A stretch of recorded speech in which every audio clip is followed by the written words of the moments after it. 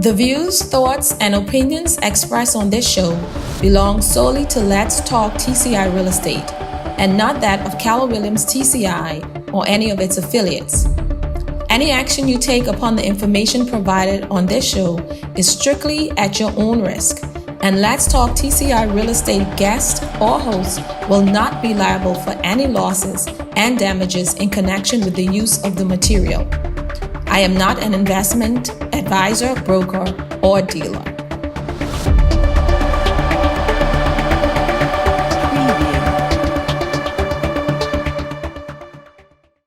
Good afternoon, everyone.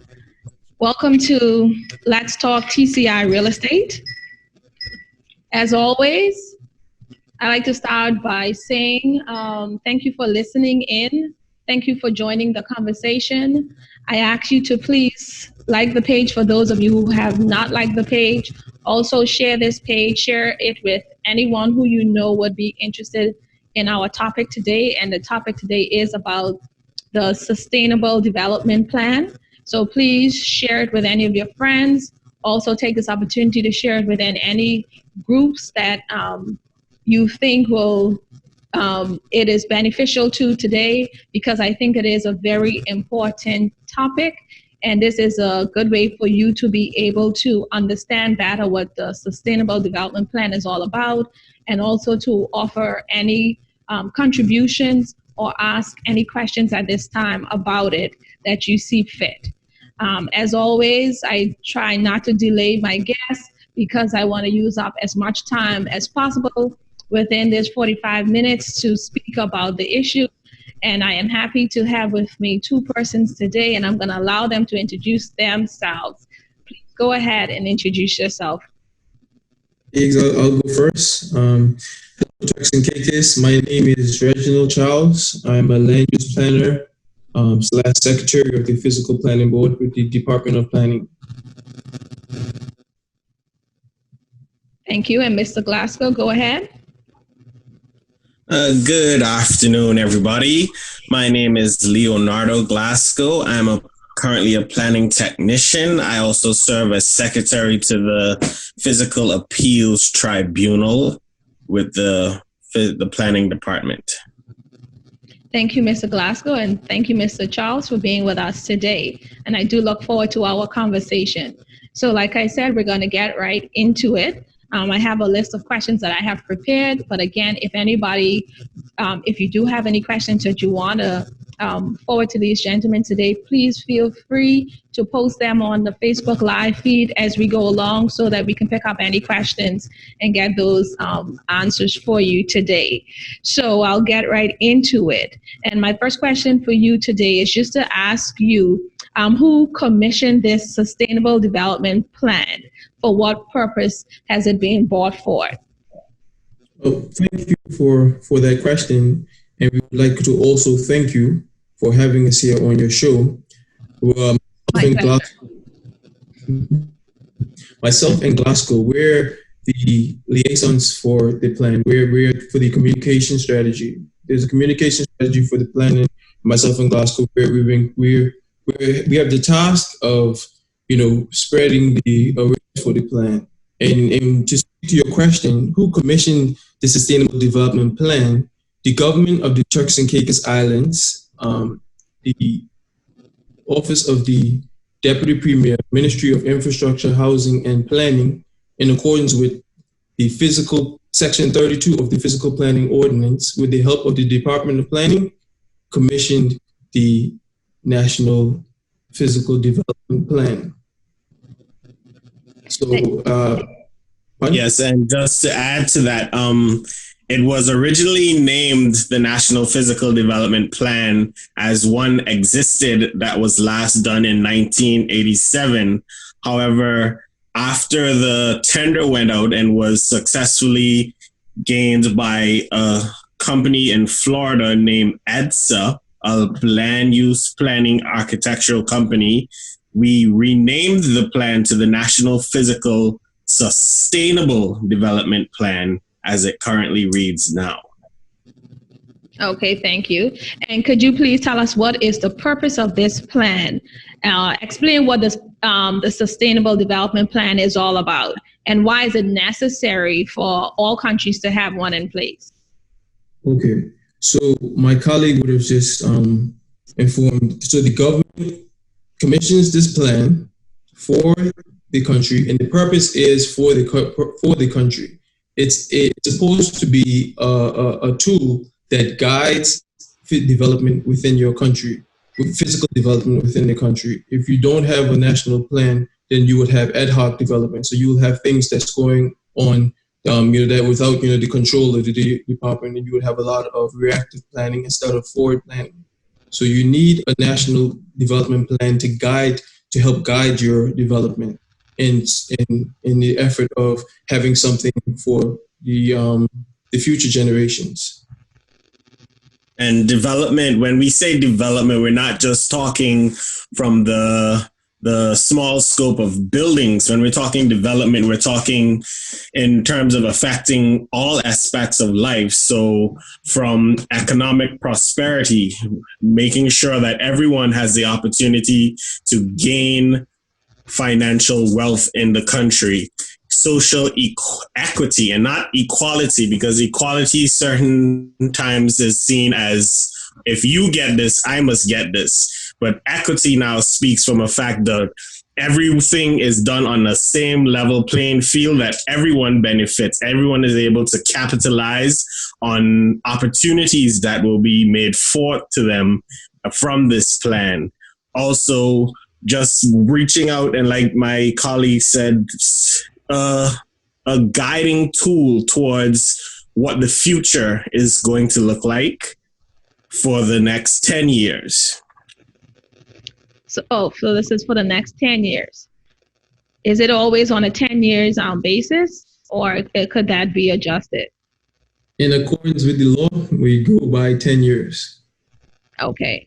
And I want to get back to what you were talking about some of the areas, but just before we get to that, how often should this development plan be conducted by a government?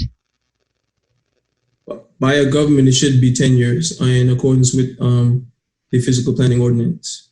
Okay, 10 years, but I mean, right. So of course, before, but not after any 10 years. Okay. So Yeah. Go ahead. No, I thought you wanted to say something. I'm sorry. Mm-hmm. Right. So just back to the question, what Mr. Glasgow was talking about, and he was talking about some of the areas about the Sustainable Development Plan. Can you also list any additional areas? So I guess you have other areas such as traffic engineering or coastal resources. Can you talk about, give us an idea of some of the additional areas that would be included in this Sustainable Development Plan? So I don't want to take over the questions, but I sure me and Glasgow can probably chime in. Yep. What we got to mention in the previous question that you asked about the Sustainable Development Plan, it is a guiding tool, but also it aims to go for sustainability. To strike a balance between the environment and development. So the economic side to development is a plus, and everyone wants to have that economic side, but you also have to preserve the environment. So this plan will look at the tourism sector. It will look at the coastal sector and coastal engineering. It will look at different aspects of the island, agriculture, aquaculture, and different sectors.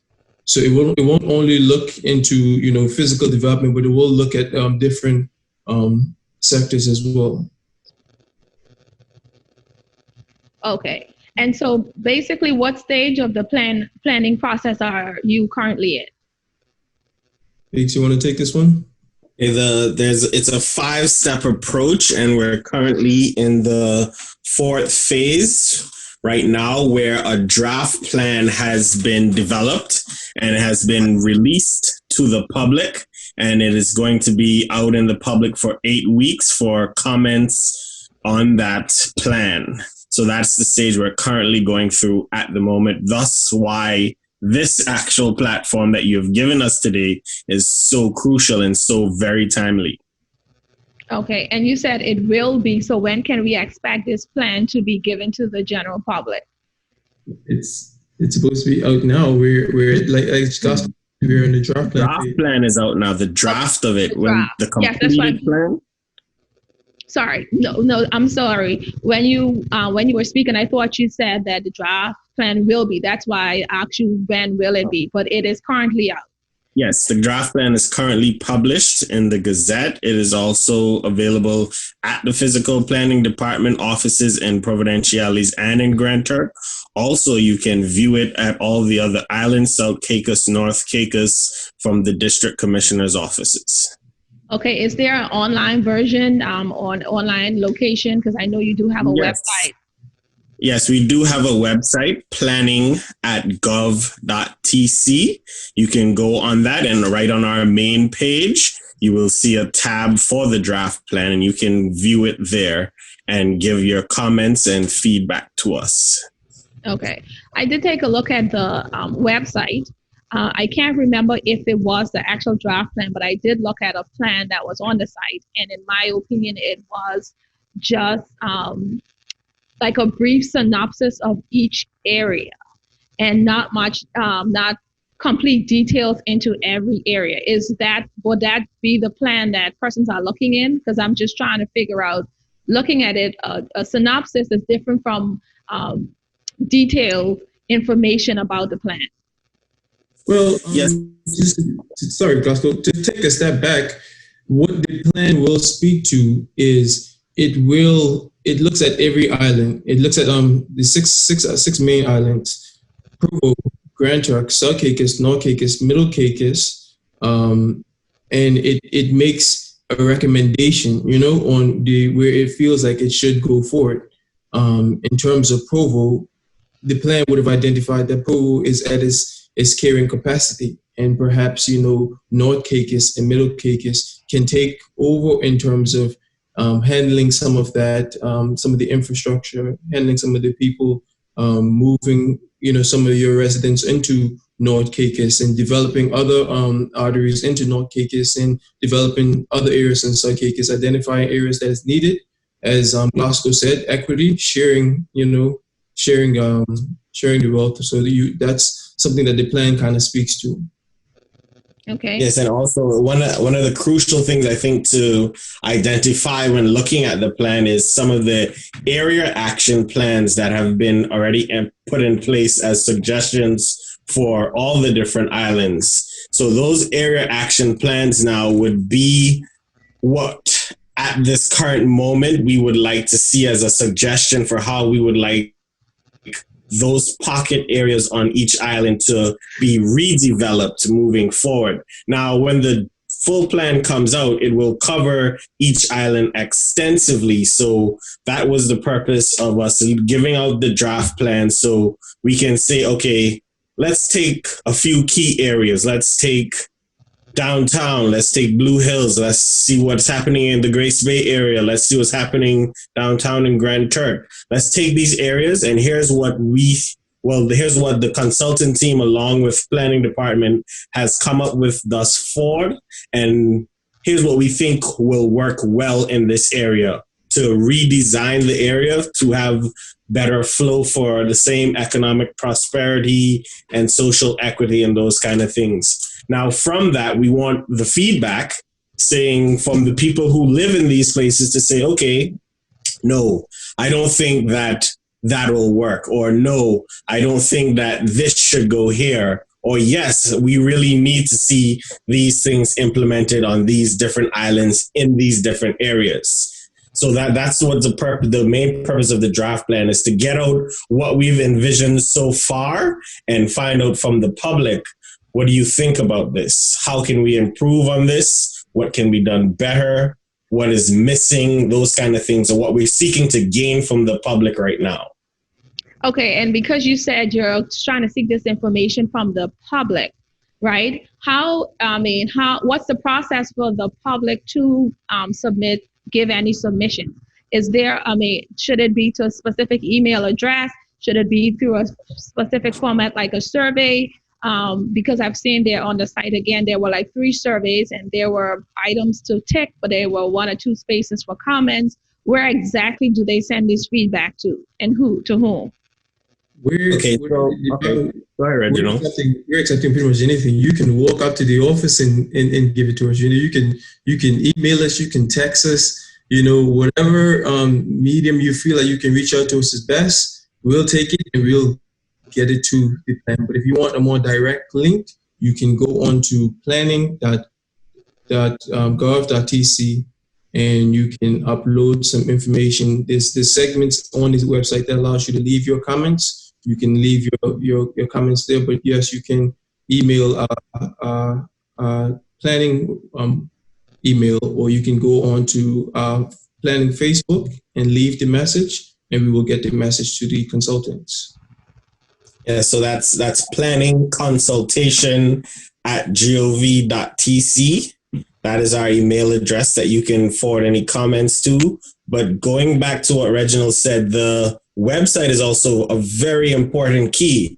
You may not want to or may not have a book-long words of comments, but that website, you can take, like you said, the 3 surveys, which are each island specific. There's one for island specific, and there's 2 other general ones. You can take those surveys. Also, there's a live map that's there, so you can provide your feedback that way. You can go onto the map and you can actually pinpoint. If you live in Provo, you can zoom in on the map and pinpoint some places that you feel deserve recognition. Your favorite beach, your favorite restaurant. You don't have to name the restaurant. You don't have to name the beach, but you can just drop little small pinpoints in, and that way we can view that map. You can put in your desired routes. So if you say, wow, I live in Chalk Sound and I have to work at Shipyard, and now I have to go that long journey, you can actually highlight that journey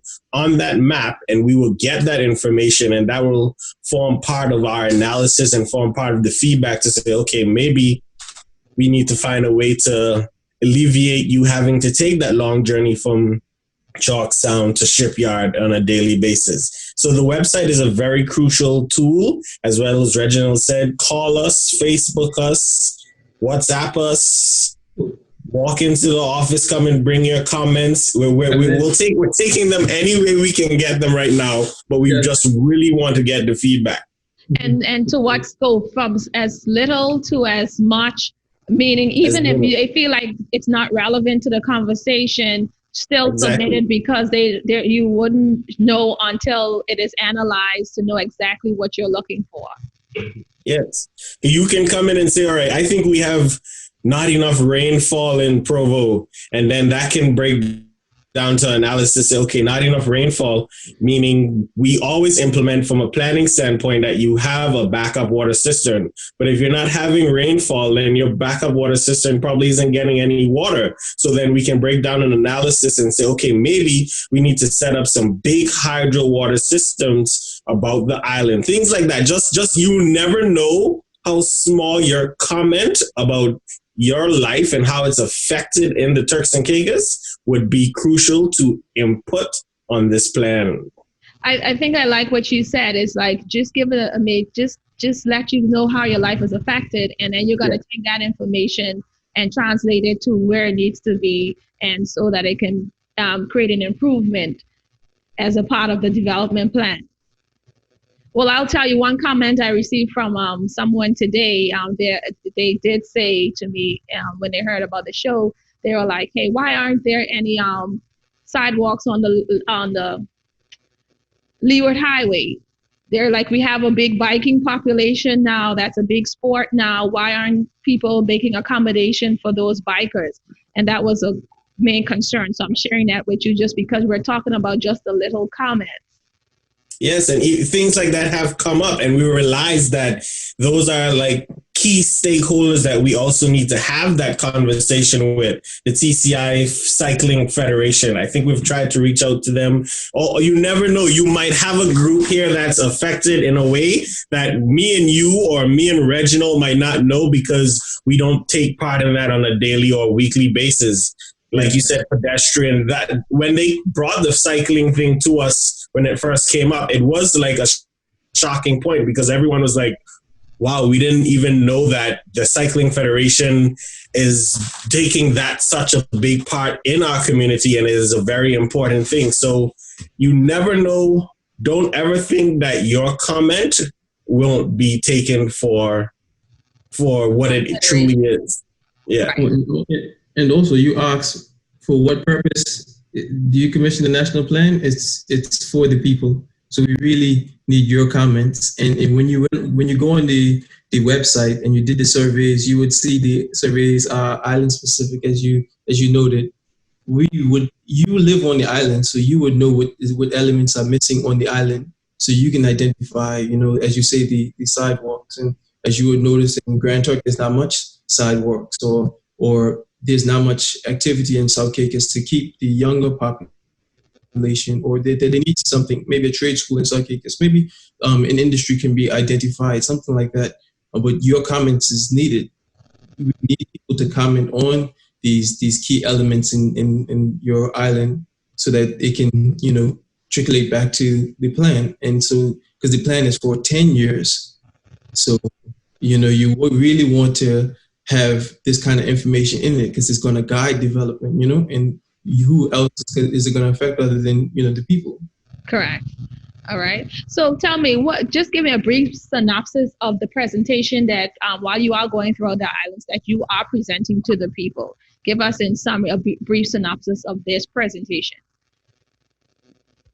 So when the consultants were here last, we did do a complete island-wide hop and try and reach as much people in the public as we could. We understand that times are especially different now with the coronavirus going about. So we still encouraged as many people as wanted to come out. We also went live via Facebook for a number of our meetings, but those meetings were basically, when we went to each island, we picked out some action area plans that we have already developed for those islands. And the consultants went through in a little bit of detail what those area action plans seek to accomplish. Maybe you might see some stuff on paper. For me and Reginald, when we see drawings or something like that on 2D paper, we quickly understand what's happening on the site.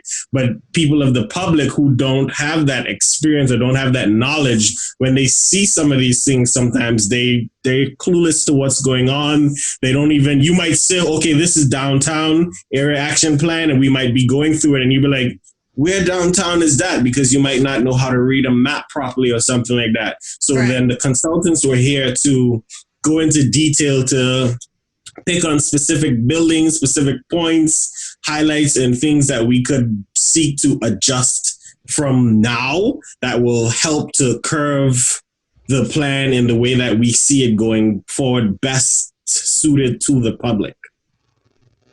Okay. So then can you share with me some of the challenges that you have identified within the country based on the assessment thus far? One of the biggest thing that came, sorry, Glasgow, I know you were going to jump on this, and I believe you're probably going to say the same thing. But one of the biggest thing that we would have identified, because I can speak about the consultation meetings themselves.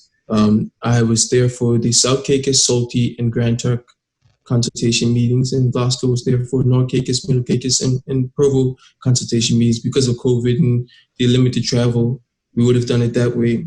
And some of the feedback that we got, well, all the feedback was amazing, but we really saw some, I heard some amazing stuff from the people, the residents, and the plan itself.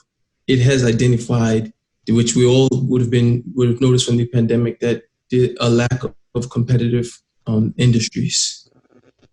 Tourism is our main industry, and so we need more competitive industries to kind of keep to be sustainable.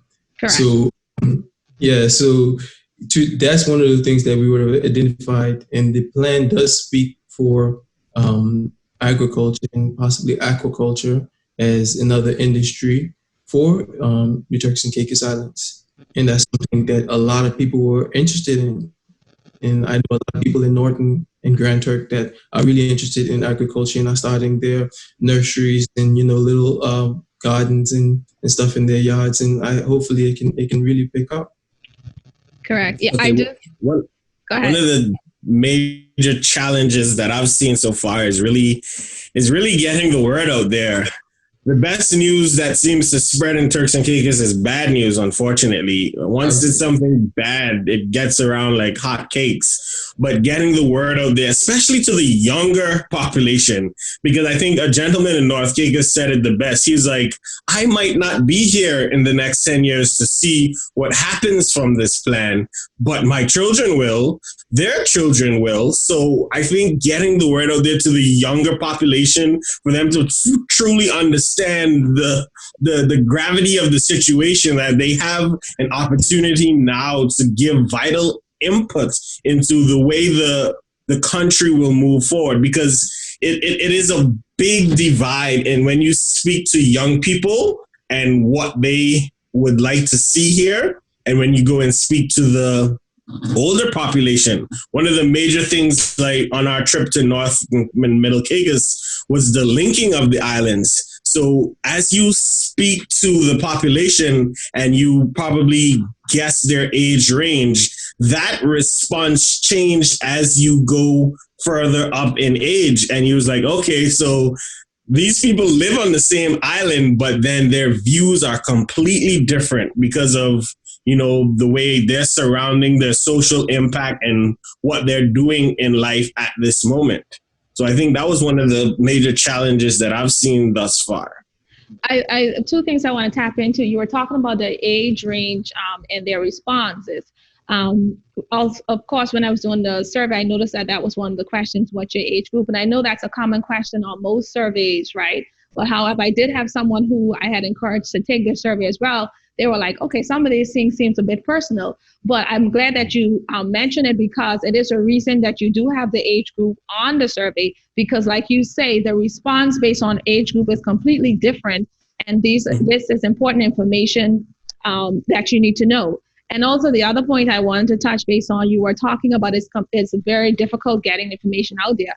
I will admit that I had no idea that this consultation was going on until one day I am attached to the planning department Facebook page, and I realized the planning department went live. So of course, in real estate, I'm curious. I want to know what planning department is talking about. And this was when I learned that this consultation was going forward. So you are correct. I think a lot of people didn't realize it was going forward. And so, and again, this is one of the reasons I decided to reach out to you guys, just as another platform also to help you to move forward. It's beneficial to me. It's beneficial to my real estate customers, because they are constantly asking about things like this, especially those international customers. They want to know, what is the plan for the Turks and Caicos Islands? And they would like to be a part of a conversation like this and to know what is going on as well. So I could understand why it has been a challenge for you guys. So yeah, if nothing else to say about that, I do have another question. One of the things also in reading the information on the site, I noticed that one of the issues of land use, Providence Island seems to be one of the only islands with a land use plan. Is there a comprehensive zoning and land use plan on the table for all the other islands in the Turks and Caicos chain? Yes, there will be. I mean, that is one of the major things that many people come into the office and are shocked to find out, because those people that live in Provo right now, they come in and they ask, oh, what's the zoning? What can I build here? And then someone will come in and be like, oh, I'm looking at a piece of land in North Caicos. What's the zoning in this area? And we're like, yeah, there isn't really a zoning. The character of the area would typically depict what would be built in that area. But yes, we are looking. Sorry, you muted. Your mic is mute. Leonardo? Sorry, 1 second. I was muted all that time. My bad. Yes, I'm so go sorry. ahead. Speak again. Yes, I was saying that we have looked at all the different islands. We will be looking at all of them to find out what land use zoning would best suit, and it'll be a key factor in terms of development, because when someone now comes here and they want to do a development, they come and they say, okay, I want to do this. Where can I go? That won't have to happen anymore. So now with this plan implemented, you will come here and you will have an idea of what type of development you want to do, and you can go directly to the plan and be like, okay, I want to build 12 stories, it only can go there. I want to build 5 stories, it can only go there. I want to do a shop, I want to do multi-purpose, it can only go there. This is the area that's designated for it. There's no leniency, there will be no give and take, because then the plan will be set in place strategically for different areas on each island to be developed in a certain way moving forward. Right. Just to clear up a little bit, there has been zoning plans for each island in the Turks and Caicos from the 1987 National Physical Development Plan. However, only Provo and Grand Turk had, a digitized zoning plan with the per parcel. And as Glasgow said, this new plan is going to have zoning plans for 6 of the islands that I had previously identified, but the other islands, such as West Caicos and the other islands, will have policies. There will be guiding policies for them for the 10 years. So there still will be a document for each island as well. So it won't only be zoning maps for those 6 islands, but there will be also a policy for the other islands, such as West Caicos and East Caicos and so on. So there will be some kind of document for the other islands.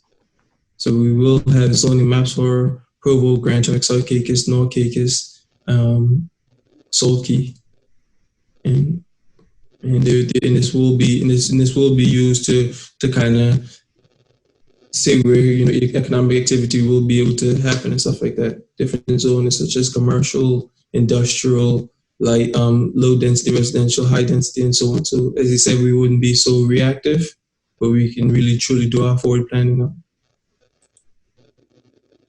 Okay. Yes, I was just leaning in because I was hearing you, but for some reason it's breaking up a little. But I heard exactly what you said about West Caicos. There'll be policies instead of zoning plans. Yeah. Guidelines. Yes. I think, like I say, it's very good to hear that there will now hopefully be those land use plans for the outer islands. Just speaking from a real estate standpoint, that's a question we get a lot, like Mr. Glasgow was saying, what's the zoning for a particular area or parcel? And this dictates a lot about persons investing in the island, whether it's resident or non-resident, about their project. And it's so difficult when you doesn't have a plan to go by to be able to point them in that direction. Most times it's based on you create an offer, just say, subject to an outline approval or something like that, just because you don't know the correct zoning, So, but other than that, a land use plan is very valuable to all of the islands. So I want to ask, and also we were talking about infrastructure before, and I want to ask again, when you talk about infrastructure and the needs to sustain the quality of life on all the islands, can you share any recommendations so far that was given for some of the outer islands, for like, for example, North or Middle Caicos, because these are the often common islands? I think a more diverse ferry system is one of the points that was given at the consultation meetings. Have ferries from South to Grand Turk, and ferry system from Provo to South, and so on, and it's a more reliable system that travels more often, more comfortable boats and so on. So that's one of the things that they identified. They also identified the need for the spine link road as well, but with the connection from middle to south, that with that connection being first, or before something like Provo to south and so on. So I think the infrastructure that they were looking at is the spine link road and the ferry system, as well as a bike lane. I think it's something that was in the plan. So it does speak to those kind of infrastructures, as well as the plan will speak to housing, a housing plan and different schemes such as different deliverables from the plan.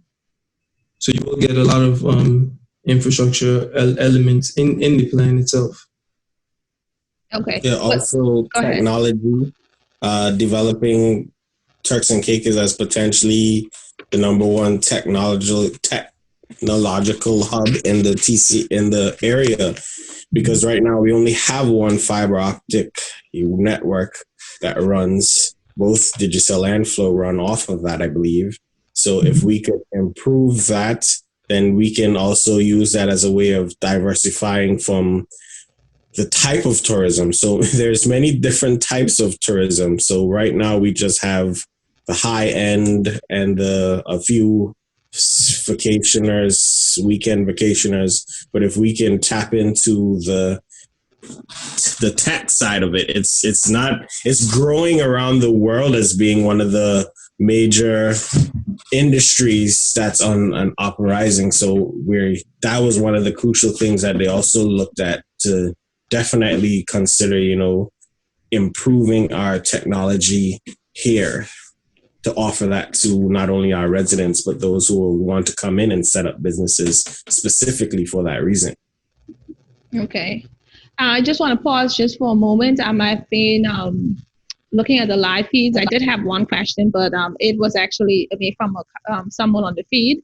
I believe that it was answered, but I'll ask it again at the end when we're done. But just in case anybody have any questions, because we are actually gonna start wrapping up. We've already, believe it or not, we're at the 45-minute mark. The time is moving fast. The time is moving fast because there is a lot to talk about. So while we're talking, if you do have any questions last minute, please use this time to submit it now, before we wrap it up. I want to ask just this question. You may not know the answer to it, because I know it all depends on who actually is in charge of this area. But I want to ask about coastal resources and like you say, sustaining the environment. We do have a lot of high rise that's going on here, especially if you see like on the Grace Bay Beach, etc. These bigger developments, these 12 stories, 7 stories, what impact does it have on the environment? Was there anything in the development plan thus far that speak to the issue of the impact of the environment based on these high rise? So yes, the EDSA team that was commissioned, they also have subsidized another coastal engineering firm that has been looking in detail at the environmental impact of not only the coastal line, but also inland, because we do have a tendency here to clear our full property when we do so, which, by the way, people, you should not do, because you're killing not only your natural free vegetation, but you're also diminishing, our fauna here. So they're looking into all aspects of the environmental impact that not only the high rises that's having, but also the number of vehicles, like especially for Providenciales that have turned up, those kind of things. All of that is going to be dealt with in detail. Okay. Yeah, that's important to know. And like you say, you saw me shaking my head. I do know, like you say, people do tend to clear their land. Now, that's one common question we do have in real estate. Can I completely? I'm like, no, why would you want to do that? But I'm glad that you mentioned it. And because you did say that, I was speaking earlier to Mr. Charles about it, and I'm like, I would love to have you back to talk about some of the do's and don'ts, from a planning perspective, because I do believe that a lot of things we take for granted, and a lot of things sometimes we just innocently do that we don't know that is impacting the environment, and it is necessary that we should be made aware of such things. Okay, just to go back, because we're going to wrap it up based on the question the person had asked. They were just trying to find out about once the draft process is completed, definitely the Sustainable Development Plan will be amended. What time frame would this happen after this phase that you are in? Okay. So the plan has been uploaded, and it's been out available for the public since the 14th of August. And it's going to be out into the public now for review for 8 weeks. So we accept all comments. You have this 8-week period, and the 8-week period ends on the 9th of October. So you have until the 9th of October 2020 to make your representation on the draft National Physical Sustainable Development Plan, and then your comments will be incorporated into and taken into consideration for the National Physical Development Plan document. So you have until the 9th of October to make and also there's another round of consultation that'll also be done. So after the draft is completed and now they started to fine tune, there's also going to be another round of consultation done. Okay. Well, that's good to know that there is going to be another round of consultation, because you just want to be able to get access to those who didn't participate the first time. And so, yeah, that's good to know.